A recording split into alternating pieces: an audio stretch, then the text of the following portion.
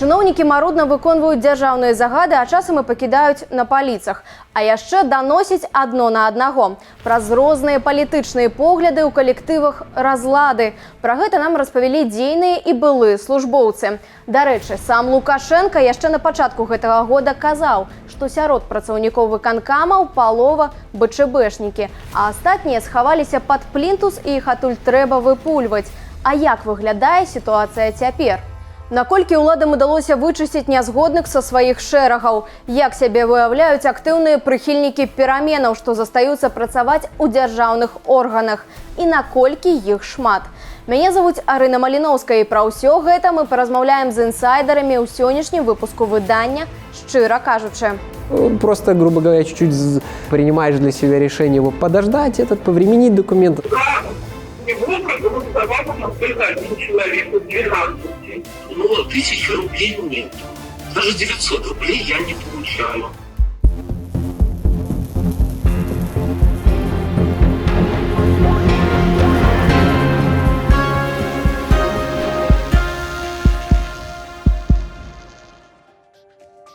У Беларусі 180 тысяч чалавек працуюць у сектары дзяржаўнага кіравання. З іх прыкладна 36 тысяч дзяржслужбоўцы. Летась 1300 з іх падпісалі адкрыты ліст супраць гвалту і фальсіфікацыяў на выбарах. Гэта нават не 0,01%. І масавых сыходаў не адбылося. Наадварот. Са жніўня до канца мінулага года звольнілася на 600 чалавек, менш, чым за аналагічны перыяд 2019-го. Я бы сказал, что больше сумленными оказались Министерство замежных справ и Министерство культуры, остальные у меньшей ступени, хотя так само были и, так сказать, принамсі на самом початку такие довольно громкие гучные выпадки, когда там у Министерства финансов люди адыходили целыми отделами, и это не з'яўлялася ні для каго таямніцай, чаму яны заходзяць і з якіх прычынаў. На першы погляд можа здавацца, што чыноўнікі цяпер маналітныя і падтрымліваюць дзейную ўладу. Але нашы суразмоўцы запэўніваюць, што гэта не зусім так. Тое, што дзяржслужбоўцы застаюцца на працы, амаль усе нашы інсайдеры патлумачылі проста. Як бы некаторыя з іх не любілі дзейныя ўлады, усё ж такі яны працуюць для людзей. Вольга, імя і голас мы змянілі дзеля бяспекі нашай суразмоўцы, пасля выбараў таксама не звольнілася. Распавядае, што не галасавала за Лукашенко, як і шмат хто з ейных калегаў. Я должна сказать, что в этом чиновнике, но у нас довольно единодушное понимание проблемы. То есть, такой небольшой пример, когда 10 августа прошлого года вышли на работу, я, конечно, была в шоке от цифр, которые мы услышали все. И я людям задала вопрос. Я допускала, может, я что-то не понимаю, может, это то, что я видела, это было только на моем участке, чтобы как-то лучше понимать ситуацию, я вас спросила, кто голосовал. То есть, да, его проголосовал у нас только один человек из 12. То есть, все остальные голосовали против. Вольга адзначае, што пасля выбараў праца ў ейным упраўленні паменшала.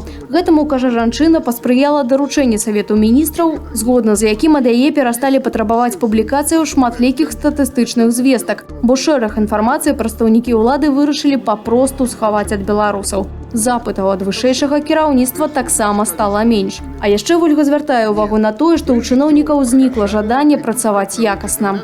Понимаете, любое поручение можно выполнить либо приложив голову и подумав, как это сделать лучше, либо закрыть вопрос формально. То есть, если раньше я, например, могла при выполнении поручения больше включить голову и что-то добавлять от себя, какие-то цифры, например, какой-то анализ лучше сделать, то сейчас это более все формально. То есть, хотите, вот вам эти цифры. Что может быть, для их понимания надо еще какой-то написать комментарий или дать еще какие-то цифры. Сейчас этого вы до минимума расходится, до необходимого минимума. выполнения поручений. Александр Лукашенко на своих нарадах неаднаразова падымаў тэму працы дзяржаўнага апарату і выказваў незадаволенасць выканаўчай дысцыплінай. Некаторыя з нашых суразмоўцаў кажуць, што ў цяперашняй сітуацыі італьянскі страйк дзяржаўных службоўцаў цалкам натуральны. Яны адзначаюць, што апошнія гады расла колькасць даручэнняў, якія чыноўнікі атрымлівалі ад вышэйшага кіраўніцтва. І ўсё часцей яны супярэчылі адно аднаму. Таму звычайна паводле нашых інсайдераў траціна даручэнняў папросту не выконвалася. Потому что немагчыма выканаць у дзень, не ведаю, больш чым 8 даручэнняў, тому что у тебя есть 8 гадзінаў, калі становится 16, то 8 просто откладаюцца, перакладаюцца на заўтра новые 16, і так вось гэты снежны ком ён збіраецца, і ўсё роўна частка даручэнняў трапляе ў кошык. Тым больш, што раней вось у войску быў такі прынцып не спяшайся выканаць загад, заўтра яго адменяць. Ён зараз вельмі укараніўся у цывільным, у грамадскім жыцці, у дзяржаўнай службе, таму што то маски носім, то не носім, то абвесткі аб тым, што масачны рэжым у Беларусі ёсць, клеем, то здымаем. Ніхто нікуды не спяшаецца, таму што сапраўды лепей нічога не зрабіць, чым праявіць нейкую ініцыятыву, за якую яшчэ можна заўтра за выкананне ўчарашняга даручэння яшчэ і па шапцы атрымаць. Апошнім часам такіх супярэчлівых даручэнняў яшчэ і пабольшала. Свежы прыклад – рашэнне аб каранавірусе, калі Александр Лукашенко адмяніў усе прафілактычныя захады, якія былі прынятыя дагэтуль. А пра тое, што не на ўсе загады дзяржслужбоўцы рэагуюць аператыўна, сведчыць і яшчэ адзін наш суразмоўца – Артём Брухан, які пасля выбараў звольніўся з пасады намесніка начальніка аддзела ўпраўлення культуры Берасцейскага аблвыканкаму. Если чиновник захочет, то практически любое решение, любой документ можно саботировать в какой-то мере. Заволокитить его, написать письмо неграмотно, написать письмо расплывчато, чтобы затормозить этот процесс, собрать какое-то совещание, размазать ответственность за принятие решения. Скажем так, когда я видел, что поручение абсолютно бессмысленное, да, я делал так. Вот прям реально я понимаю, что нету смысла его выполнять, это только будет потеряно время, то просто, грубо говоря, чуть-чуть принимаешь для себя решение его подождать, повременить документ, отложить на попозже, а в итоге приходит следующий документ, где написано, что не надо уже этого делать. А ў якім стане пасля выбараў знаходзіліся чыноўнікі? Система была первый месяц вообще чуть-чуть подпарализована, каких-то писем не приходило, потому что там в Минске происходили такие события, то есть вышестоящие организации, там Совет министров, Министерство культуры, да им было не до этого, какие письма, какие поручения готовить. То есть первый месяц даже работы меньше было. Ну, меня вызвали, сказали, вот, надо ехать в Минск, от нашего управления там 4 человека, ты в их числе должен ехать на митинг. И я тогда говорю, хорошо, я подумаю, ушел, вернулся, говорю, я выполнял свою работу честно всегда, но это поручение я выполнять отказываюсь, я не поеду. Мне сказали, ну ты же понимаешь, к чему это может привести? Я говорю, ну я готов написать заявление еще в августе. Мне тогда сказали, ну ты молодой, горячий, подумай, отойдешь, пока не пиши, отойдешь, но все потом поймешь со временем. Ну, со временем я еще больше понял, что я не собираюсь ни ходить ни на какие митинги и выступать в поддержку Лукашенко. Я начал уже в соцсетях делать репосты политических новостей, там, поддерживать тех людей, которые задержали из моих коллег и из других там структур государственных. И, в общем-то, стало ясно, что я точно не за Лукашенко, и вот меня пока придержали, но, очевидно, бы меня зачистили чуть позже. Если бы я сам не ушел, меня бы уволили. А колькі на сённяшні дзень зарабляюць чыноўнікі і ці ёсць у іх сацыяльныя гарантыі? Ну, это зависит от многих факторов, таких как и выслуга лет, сколько стаж государственной службы, класс государственной службы и прочее. Ну, например, вот на той должности, где я работал с моим небольшим стажем работы, была средняя зарплата, вот как озвучивалась, по 500. То есть она небольшая на самом деле. Это не та зарплата, как бы, за которую вот прям руками и ногами бы люди держались. А вось што не задавальняе работнікаў сярэдняга звяна? Ну, как везде, наверное.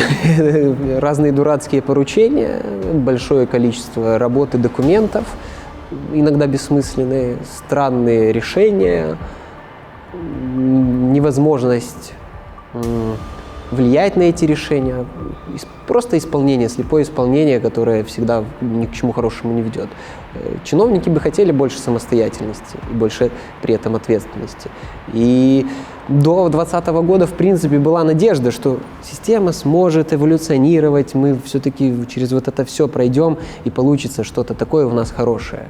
У меня было ощущение, что не то, что вся система, а вот то, что, там, грубо говоря, в Минске вот Лукашенко просто улетит, уйдет, и все поменяется, и все будет хорошо. То есть не должны были чиновники все массово увольняться, уходить, то есть не должно было... Нам казалось так, мы ничего плохого не делаем, центральная власть сменится, на местах те, кто совершили преступления, там, их будут уволены либо наказаны, а все остальные мы будем дальше работать, потому что мы-то сами ничего плохого не делали.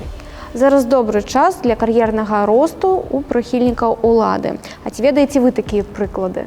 Те, кто из Брестской области, например, сумели построить карьеру, уехали в Минск, как директор оперного театра. Ну, это люди, которые всю свою жизнь начинали карьеру функционеров, как вот прям из БРСМа, грубо говоря. К идейным таким вот его ядерному электорату добавились циничные хитрецы, которые понимают, что скажем так, в конкурентоспособной среде они бы никогда не смогли занять должности, которые им сейчас светят в реальной конкурентной борьбе. Это молодые специалисты, которым там 30-35 лет, которые бы если бы ситуация не поменялась, им бы пришлось бы очень долго идти к какому-то карьерному росту. А тут они могут сразу перескочить, потому что показывают свою лояльность, активность, и это сейчас самое главное. Шмат хто з нашых інсайдераў адзначае, што цяпер чыноўнікі сталі часцей даносіць кіраўніцтву адзін на аднаго. Зніклі шчырыя размовы паміж калегамі. Адна з нашых суразмоўцаў з гэтай прычыны вырашыла звольніцца, бо, кажа, ёй зрабілася невыносна працаваць у такой атмасферы. Другую нашу суразмоўцу калегі заўважылі на пратэстах і данеслі аб гэтым кіраўніцтву. Меня вызывали, прорабатывали, но капитан до сих пор работает, сама удивляется. Ну, кто-то доложил. Я подозреваю, что это, скорее всего, даже не в моем управлении. Александр Лукашенко адкрыта заявіў, што для дзяржаўнай сістэмы галоўнае цяпер чысціня кадраў і даручыў да новага года зачысціць усіх нелаяльных. Суразмоўцы сведчаць, што ў шмат якіх міністэрствах і ведомствах звальняюць тых, хто паставіў подпіс за альтэрнатыўных кандыдатаў на прэзідэнта. Лукашенко і сам актыўна мяняе кіраўнікоў, якія, на думку нашых інсайдераў, хай яго і падтрымалі, але зрабілі гэта недастаткова актыўна і заўзята. Як, напрыклад, былы міністр культуры, пры якім пратэсты падтрымалі многія дзеячы гэтай галіны. І разгарэўся скандал з Купалаўскім тэатрам. Предыдущий министр Юрий Павлович Бондарь, он несколько лояльно по меркам системы, а скорее менее недостаточно жестко реагировал на ситуации, на людей, которых он знал, участвовали, не выражали свое мнение по событиям в августе. Точно знаю, что ему об этом докладывали, он был информирован, но без жесткого указания сверху никаких действий самостоятельно он не принимал. Точно знаю, он, например, знал о том, что я подписала там петицию, что какой-то из директоров подписал петицию государственного учреждения, и они оставались при нем. Да, при нем были, конечно, увольнения, тот самый Купаловский театр ушел при Бондаре, но это была ситуация, когда у него уже не было выбора. То есть, если он мог, он как-то это нивелировал. Калі спецыялістаў не хапае, Александр Лукашенко раіць іх шукаць у раёнах і сярод сілавікоў. Сам ён дзейнічае такім жа чынам. Прызначаць людзей у пагонах на кіроўныя пасады ў краіне ён пачаў яшчэ да выбараў. Кіраўніком адміністрацыі прэзідэнта паставіў супрацоўніка КДБ. На пост прэм'ер-міністра чалавека з вайсковай сферы. Цяпер гэтая тэндэнцыя захоўваецца. Былы кіраўнік МУЗ зрабіўся інспектарам у Гарадзенскай вобласці. Былы намеснік старшыні КДБ, намеснікам старшыні Акадэміі навук. Нядаўна знялі з пасады міністра юстыцыі Олега Зліжэўскага, а ягонае месца заняў былы намеснік міністра ўнутраных справаў. Ведь адвокаты выступили с позицией. где-то выступили с позиции работники юстиции в других сферах, по другим направлениям.